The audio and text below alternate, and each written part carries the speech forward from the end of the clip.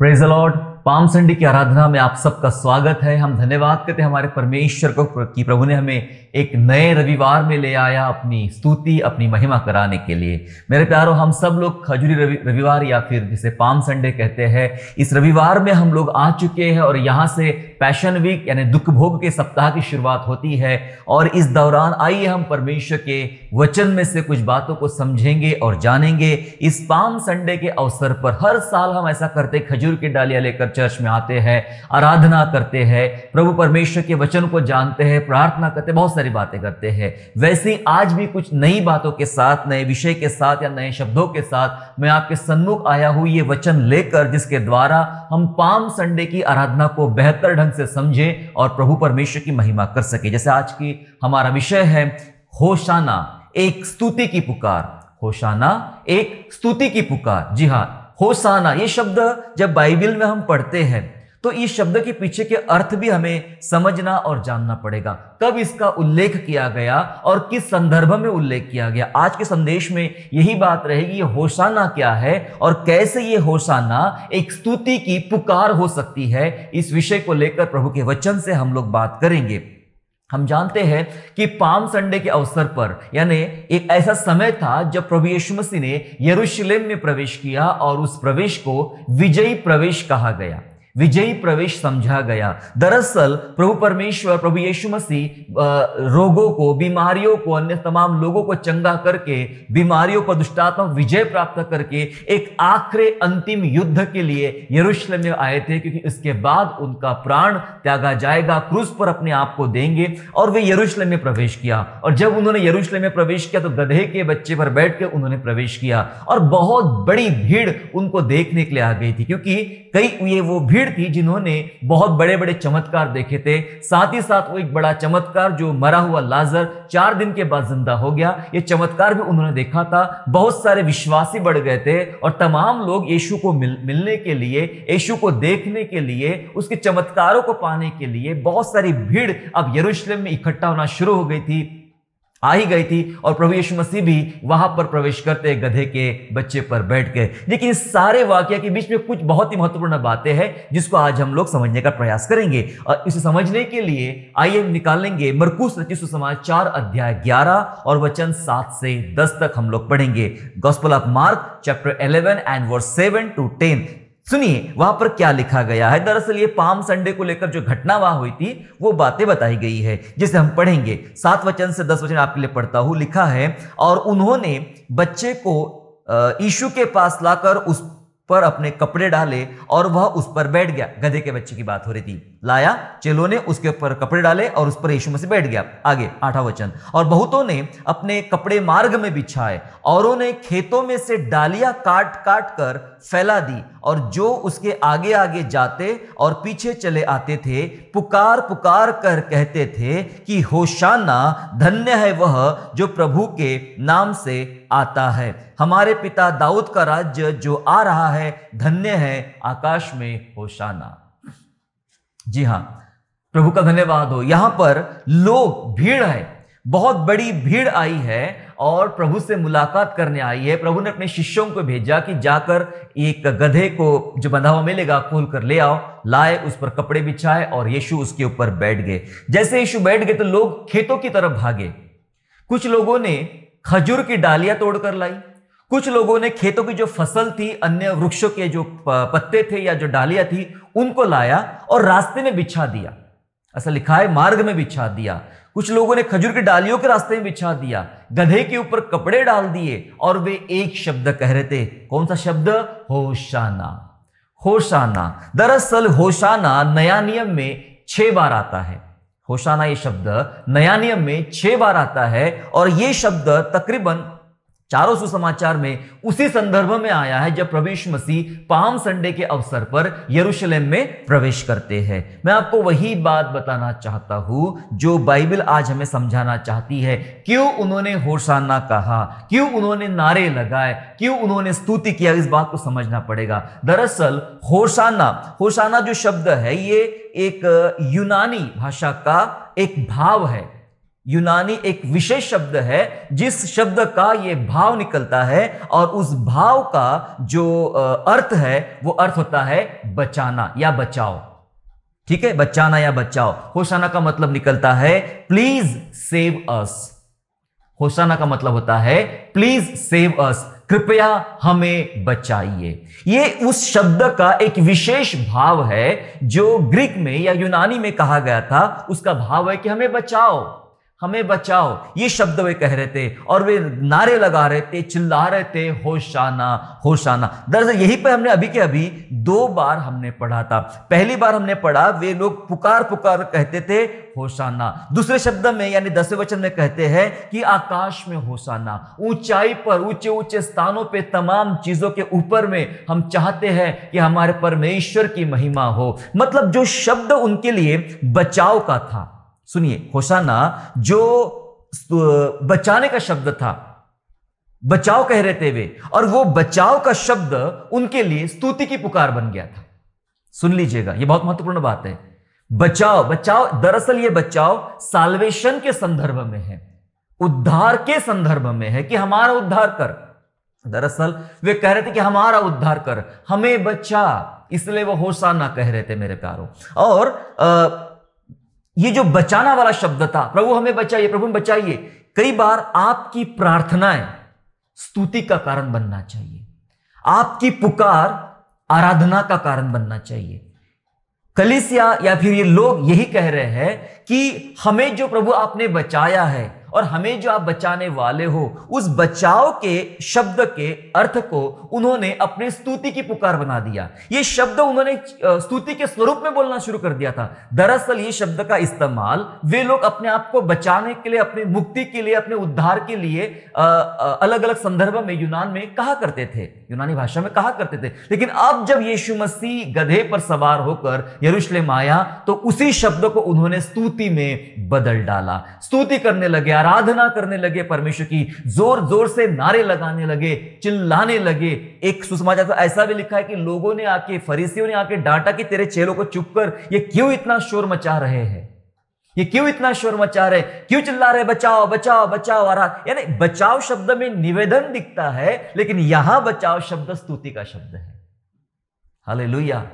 बचाव में निवेदन है लेकिन यहां स्तुति का है। मैं वही आज इस पाम संडे के अवसर पर कलीसिया से मैं बात करना चाहता हूं, कलीसिया को बात बताना चाहता हूं। हर दिन, हर बार हम प्रभु के सामने निवेदन लेकर जाते हैं, रिक्वेस्ट लेकर जाते हैं, प्रभु हमें बचाइए, प्रभु हमारी रक्षा कीजिए। क्यों ना आज उसी निवेदनों को हम स्तुति में परिवर्तित कर दे, स्तुति में परिवर्तित कर दे। वही शब्द हमारे लिए स्तुति के बन जाए जो इन लोगों ने होशाना कहा। होशाना का मतलब ही होता है प्लीज सेव अस, प्रभु हमें कृपया हमें बचाइए। उनकी ये पुकार जो थी, बचाने की पुकार जो थी, ये स्तुति की पुकार बन चुकी थी। और हम देख रहे हैं कि इन लोगों ने खेतों की तरफ भागे और खेतों से डालियां या जो फसल आई थी उसको काट काट के निकाला और रास्ते पे बिछा दिया, यीशु के मार्ग में बिछा दिया। हालांकि ऐसा क्यों कर रहे, इसके पीछे भी हमें जानना पड़ेगा, इसके पीछे के भाव को, इसके पीछे के संदर्भ को भी हमें समझना पड़ेगा, क्यों ये स्तुति की पुकार हो रही थी। दरअसल पाम संडे की जो आराधना है, पाम संडे की आराधना झोपड़ियों के पर्व अर्थात the feast of tabernacles, the feast of tabernacles के साथ में इसको जोड़ा जाता है। झोपड़ियों के पर्व के साथ पाम संडे की आराधना को जोड़ा जाता है। परमेश्वर ने अपने लोगों को झोपड़ियों का पर्व, हम बाइबल में अलग अलग पर्वों के बारे में जानकारी लेते हैं पुराने नियम में, वैसे प्रभु ने झोपड़ियों का एक पर्व था, है ना, झोपड़ियों का एक पर्व था। उस पर्व को मनाने के लिए कुछ सूचनाएं, कुछ बातें परमेश्वर ने लोगों को बताई थी और लोगों को वो सब बातें याद थी कि हमें कभी सिखाया गया है कि झोपड़ियों का पर्व क्या होता है और किस प्रकार से इसे मनाना पड़ता है। और उस झोपड़ियों के पर्व के साथ वे कनेक्ट करते हैं आज की पाम संडे की आराधना को, यीशु मसीह के यरूशलेम में आगमन को। आइए समझने का प्रयास करेंगे। मेरे साथ निकालेंगे लय व्यवस्था अध्याय 23 निकाल लेंगे हम लोग। लय व्यवस्था अध्याय 23 और वचन 40 से लेकर 43 तक पढ़ेंगे। Leviticus chapter 23 and verse 40 to 43, जहां इस प्रकार से लिखा है। 23वें अध्याय के 40 से मैं 43 वचन तक आपके लिए पढ़ना चाहता हूं। सुनिए क्या लिखा था।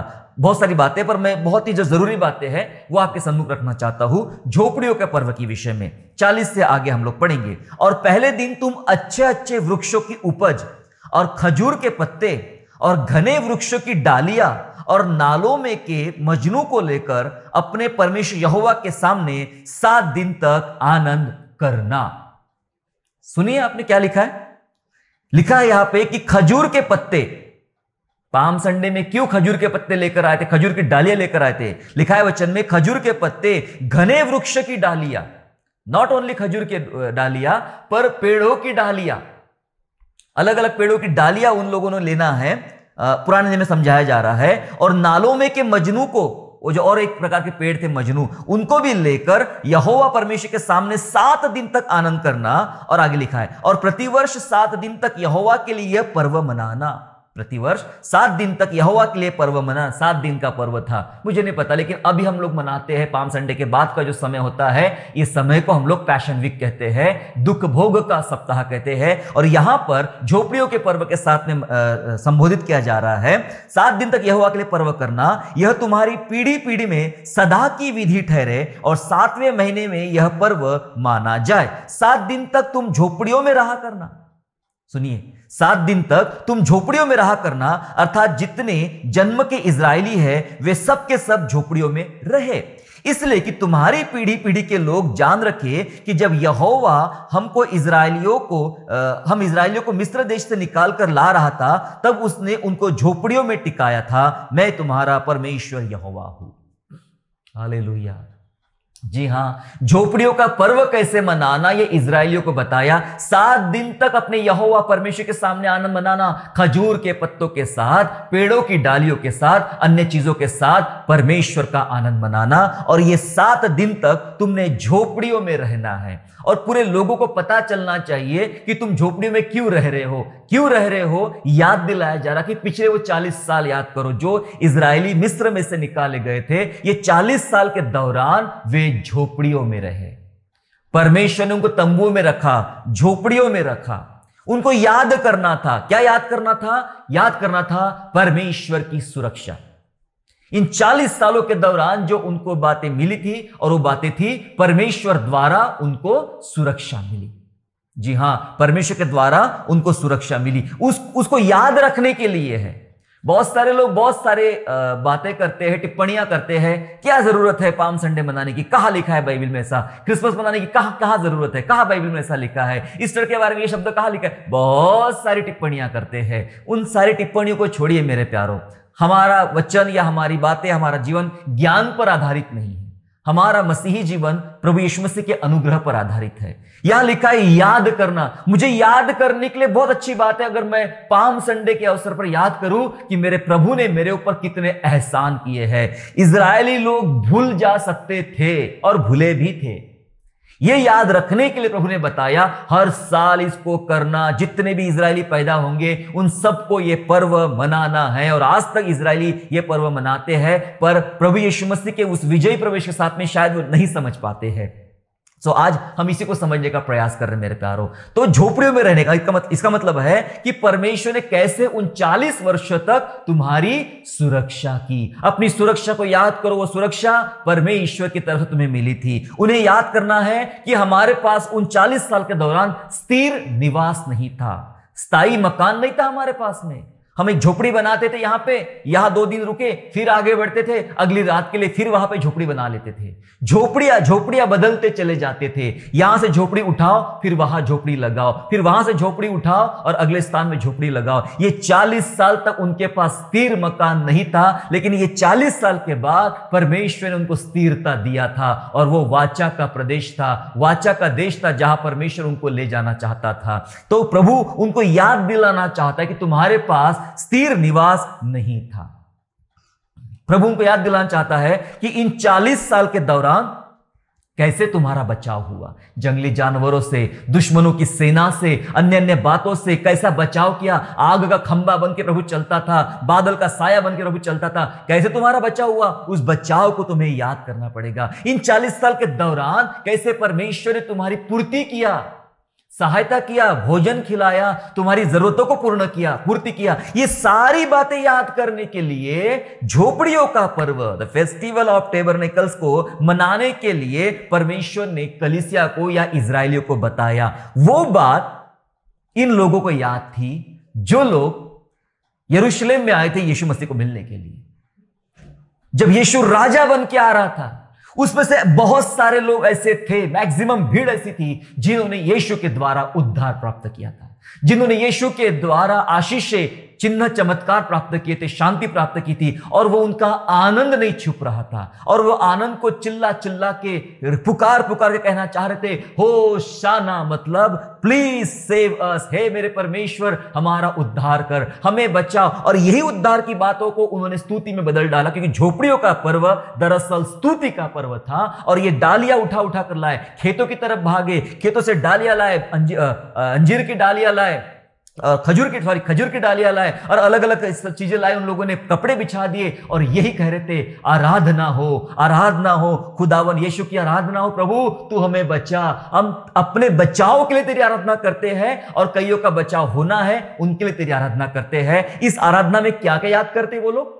जो झोपड़ियों की आराधना में, झोपड़ियों के पर्व में याद करना था, क्या याद करना था? परमेश्वर की सुरक्षा। हे प्रभु तूने हमारी कैसी सुरक्षा किया, इस पाम संडे के अवसर पर याद करें, उन्हें याद करें। हमारे पास कोई स्थिर निवास नहीं है, भले आप भारत में रहते हो या भारत के बाहर रहते हो, आपका पुश्तैनी घर हो या आपका भाड़े का, किराए का मकान हो, कोई फर्क नहीं पड़ता मेरे प्यारों। ये सारी चीजें अस्थाई है पृथ्वी पर, स्थायी मकान तो परमेश्वर के पास मिलने वाला है, स्वर्ग में मिलने वाला है। ये याद रखने के लिए हम यहां पृथ्वी पर स्थायी नहीं है, हम स्थिर नहीं है, हमारा निवास अस्थिर है, ये याद दिलाने के लिए पाम संडे है। सुरक्षा, प्रभु की सुरक्षा याद करने के लिए पाम संडे है। कैसे प्रभु ने हमारा बचाव किया, साल्वेशन किया, उसके लिए पाम संडे है। और कैसे उसने हमारी पूर्ति किया, हमारी जरूरतों को पूर्ण किया, उसको स्मरण करने के लिए पाम संडे। और वही सब याद करते हुए लोग कह रहे हैं, होसाना, ऊंचाई पे हो, स्वर्गीय स्थानों में और सबसे ऊंचे स्थानों में हो, होसाना। इसलिए क्या करना चाहिए? इसलिए करना यह चाहिए कि कलीसिया ने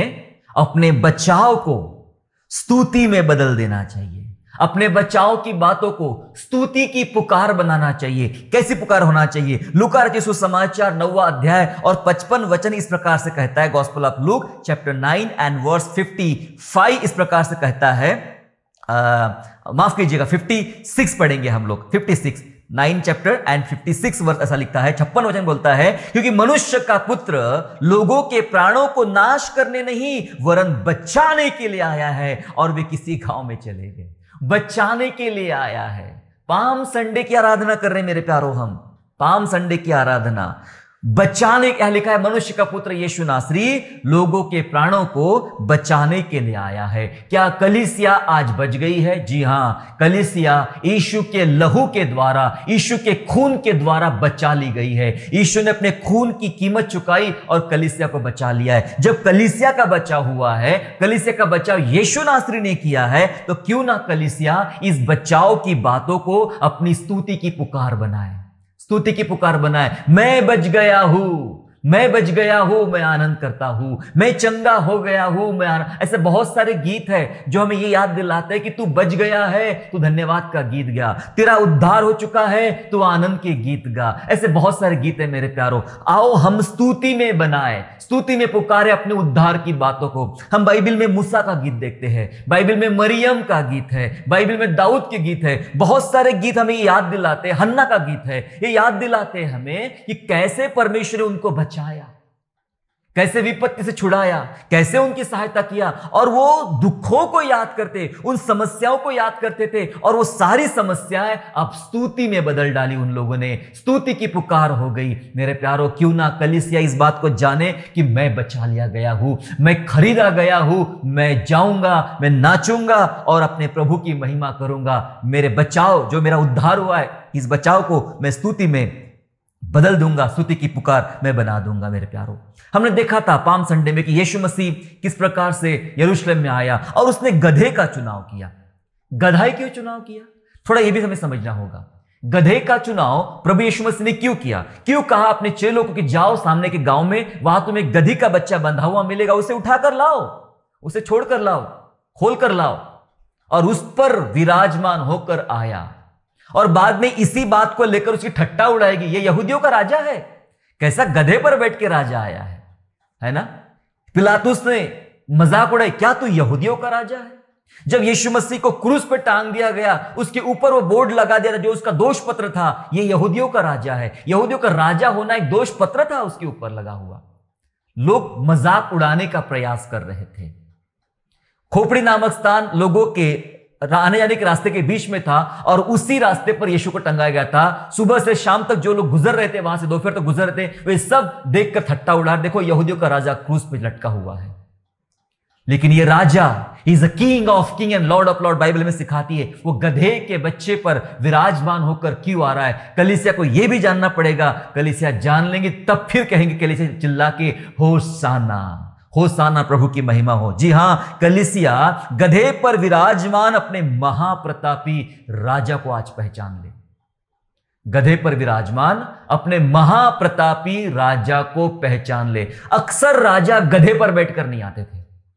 राजा एक तो घोड़ों पर बैठकर आता, क्योंकि राजा की महिमा घोड़ों के ऊपर है। राजा घोड़ों पर बैठकर आते थे, या राजा रथों पे आते थे, रथों में आते थे।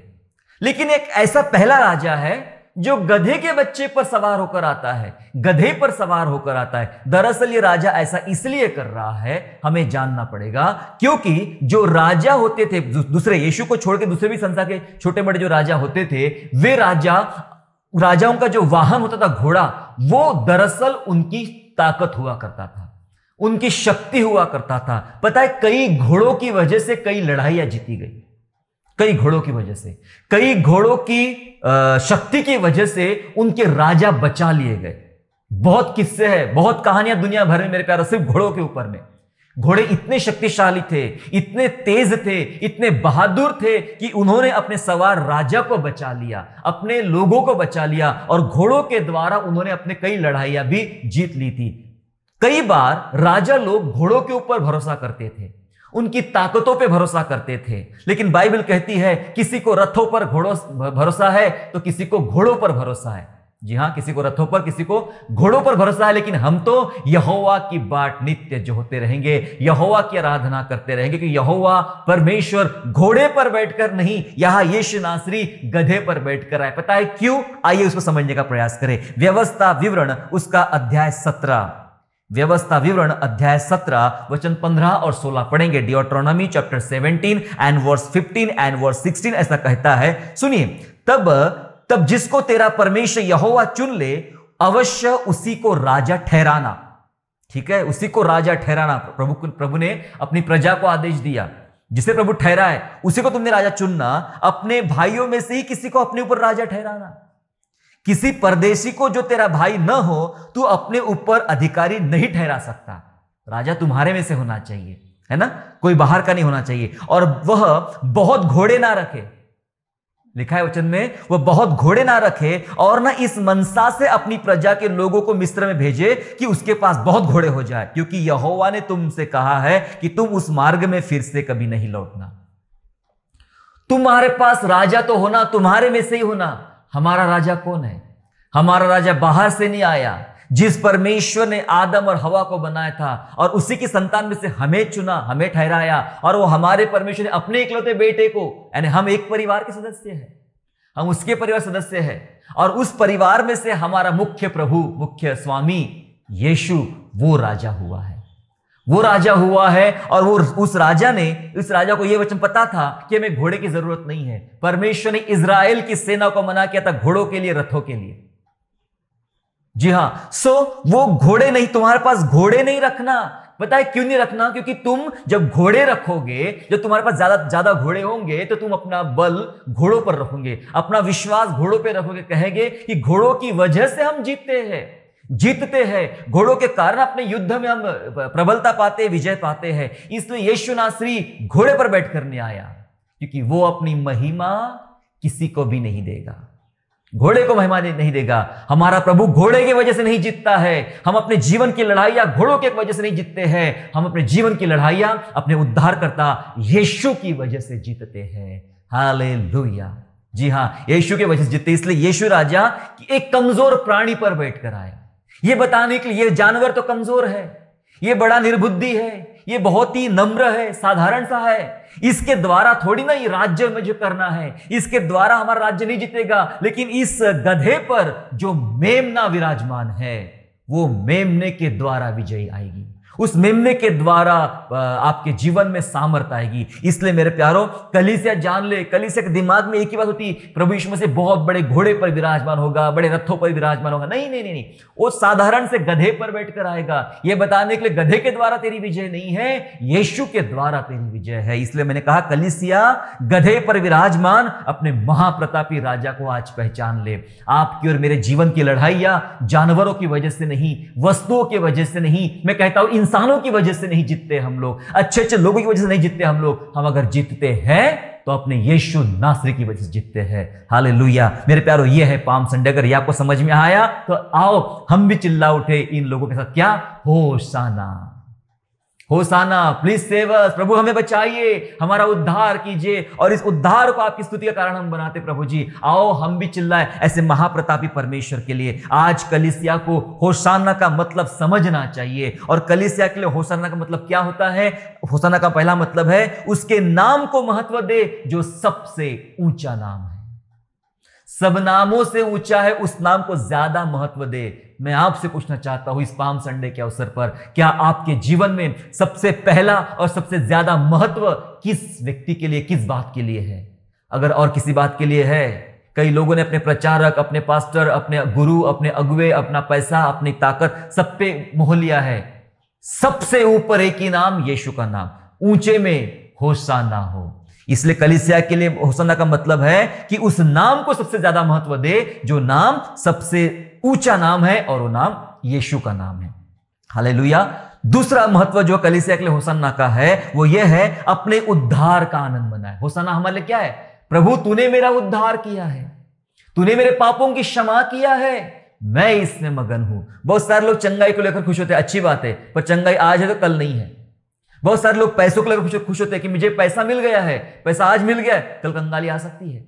बहुत सारे लोग चीजें मिलने पे बात खुश होते हैं। मैं बताऊं, एक चीज जो कभी खोई नहीं जाएगी हमारे पास से, वो होगा हमारा उद्धार, वो होगी हमारे पापों की क्षमा। वो सबसे बड़ा गिफ्ट है बाइबल का, और सबसे बड़ा चमत्कार है बाइबल का, उद्धार। इसलिए अपने उद्धार का आनंद मना। ये लोग क्या कर रहे थे? ये उद्धार के संदर्भ में होशाना कह रहे थे। हाँ जी, उसका मतलब होता है बचाना। उद्धार के संदर्भ में होशाना कह रहे थे, आराधना कर रहे थे। इसलिए अपने उद्धार का आनंद मनाए कलीसिया कि प्रभु तूने मेरा उद्धार किया है। और तीसरा अर्थ कलीसिया के लिए होशाना का वो ये है अपने प्रियजनों को बचाने के लिए प्रार्थना करें।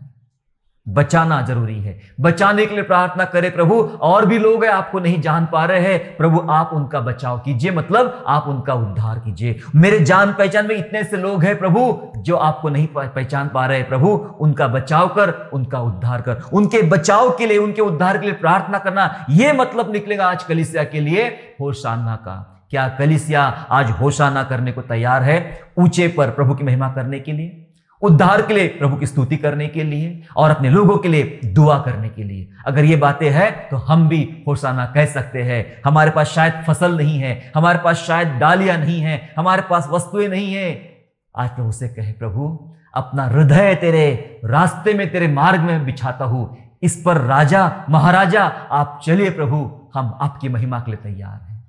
कुछ बिछाने की जरूरत नहीं है, अपने आप को बिछा दीजिए और प्रभु की महिमा करें। आइए हम भी एक पुकार लगाए, होशाना कहे और प्रार्थना करें अपने प्रभु से, दुआ करेंगे। पिता प्रभु जी, हम आपको होशाना कहते हैं। धन्य है वह जो प्रभु के नाम से आता है। हम आपको ऊंचे में होशाना कहते हैं। हम आपको होशाना इसलिए कहते प्रभु क्योंकि आपने हमारा बचाव किया है, आपने उद्धार दिया है, आपने सहायता किया है। हम धन्यवाद करते प्रभु जी कि आप हमारे लिए विजेता बनकर आए, आप विजयी परमेश्वर हैं। आपने हमें हर एक बातों में विजय दिया है प्रभु जी। हम विश्वास करते और प्रार्थना करते प्रभु, इस पाम संडे के अवसर पर पिता परमेश्वर हम ये जान सके मेरे लिए होशाना का मतलब क्या है। ये होशाना को पिता राजा हम स्तुति की पुकार बनाते हैं। हमारे बचाव को प्रभु आज हम स्तुति की पुकार बनाते हैं। प्रभु हम स्तुति करेंगे, आराधना करेंगे कि प्रभु ने मुझे बचाया है और प्रभु ने मुझे छुड़ाया है। धन्यवाद प्रभु जी। विनती करते पिता, सर्वोच्च स्वर्ग में ऊंचे ऊंचे स्थानों में प्रभु केवल आपकी महिमा हो। विनती करते पिता, उन लोगों के लिए जो अभी तक आपको नहीं जान पा रहे, उनका भी आप बचाव कीजिए प्रभु, ताकि वे भी हमारे संग मिलकर होशाना कह सके। प्रभु हमारी सहायता कीजिए। धन्यवाद प्रभु, हमारे लिए विजय प्रवेश करने के लिए और हमारे लिए दुख उठाने के लिए और हमारे लिए एक राजा बनने के लिए प्रभु आपका हम धन्यवाद करते हैं। स्तुति महिमा करते हुए यीशु नासरी के नाम से प्रार्थना मांगते हैं, आमीन। आशा करता हूँ आज के संदेश के द्वारा आपने आशीष प्राप्त किया है। यदि सचमुच आपने आशीष प्राप्त किया है तो इस संदेश को दूसरों के साथ शेयर कीजिए और हमारे दूसरे भी संदेशों को सुनने के लिए हमारे चैनल को सब्सक्राइब करें और नोटिफिकेशन के लिए बेल आइकन को दबाइए। और हाँ, यीशु पर विश्वास करना ना छोड़े, वो आपको आशीषमय स्थानों की ओर आगे ले जाएगा। God bless you all.